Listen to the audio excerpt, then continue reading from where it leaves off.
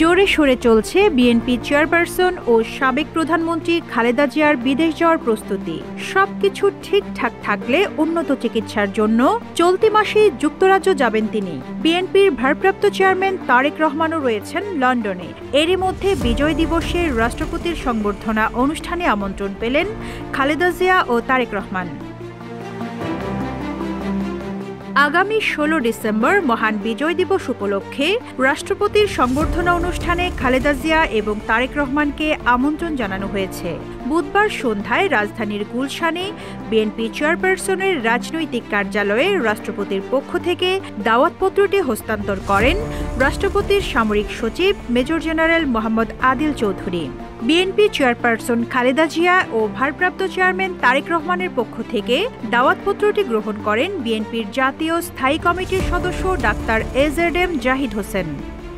Double million offer Walton fridge কিনে পেতে পারেন ২০ লক্ষ টাকা, রয়েছে কোটি কোটি টাকার নিশ্চিত উপহার। ডাক্তার এজেডএম জাহিদ হোসেন বলেন, মহান বিজয় দিবস উপলক্ষে রাষ্ট্রপতির সংবর্ধনা অনুষ্ঠানে সাবেক প্রধানমন্ত্রী ও বিএনপি চেয়ারপারসন বেগম খালেদা জিয়া এবং বিএনপির ভারপ্রাপ্ত চেয়ারম্যান তারেক রহমানকে আমন্ত্রণ জানানো হয়েছে। রাত ৮টার দিকে বিএনপি চেয়ারপারসনের রাজনৈতিক কার্যালয়ে রাষ্ট্রপতির সামরিক সচিব এই আমন্ত্রণ পত্রটি তার কাছে পৌঁছে দিয়েছেন বলে জানান তিনি। এর আগে গত ২১ নভেম্বর সশস্ত্র বাহিনী দিবস উপলক্ষে সেনাকুঞ্জের সংবর্ধনা অনুষ্ঠানে যোগ দেন খালেদা জিয়া। সেনাকুঞ্জে খালেদা জিয়াকে সেনাপ্রধান জেনারেল ওয়াকারুজ্জামান, নৌবাহিনীর প্রধান অ্যাডমিরাল মোহাম্মদ নাজমুল হাসান এবং বিমান বাহিনীর প্রধান air chief marshal Hasan Mahmud Khan অভ্যর্থনা জানান। বিএনপির মিডিয়া সেল জানায়, খালেদা জিয়া সেনাকুঞ্জে পৌঁছে তার আসনে বসার পর অন্তর্বর্তী সরকারের প্রধান উপদেষ্টা ডক্টর মোহাম্মদ ইউনুস তার সঙ্গে কুশল বিনিময় করেন। আগে সংবর্ধনা অনুষ্ঠানে পৌঁছে গিয়েছিলেন বিএনপির মহাসচিব মির্জা ফখরুল ইসলাম আলমগীর। খালেদা জিয়াকে অনুষ্ঠানে দেখে তিনি কেঁদে ফেলেন।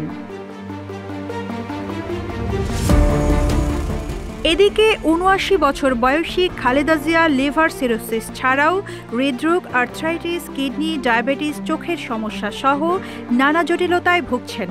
রাজধানীর বসুন্ধরার এভার কেয়ার হাসপাতালে বিভিন্ন সময়ে বিশেষজ্ঞ চিকিৎসকদের সমন্বয়ে মেডিকেল বোর্ডের পরামর্শে তাকে দীর্ঘদিন চিকিৎসা নিতে হয়েছে। বর্তমানে তিনি গুলশানের বাসভবন ফিরোজায় চিকিৎসকদের তত্ত্বাবধানে রয়েছেন। চিকিৎসকরা জানিয়েছেন, খালেদা জিয়ার লিভার প্রতিস্থাপন করতে হবে। দুর্নীতির মামলায় দণ্ডিত খালেদা জিয়া ২০২০ সালের মার্চ মাস থেকে তৎকালীন সরকারের নির্বাহী আদেশে শর্ত সাপেক্ষে সাময়িক মুক্ত থাকলেও এবার গণ আন্দোলনে সরকার পতনের পর সাজা থেকে পুরোপুরি মুক্তি পান। গত ৫ আগস্ট আওয়ামী লীগ সরকারের পতনের পরদিন ৬ আগস্ট রাষ্ট্রপতি মোহাম্মদ শাহাবুদ্দিন সংবিধানের ৪৯ অনুচ্ছেদের ক্ষমতা বলে সাবেক প্রধানমন্ত্রী খালেদা জিয়ার দণ্ড মওকুফ করেন। রিজওয়ানা রিন্তি, ইত্তেফাক।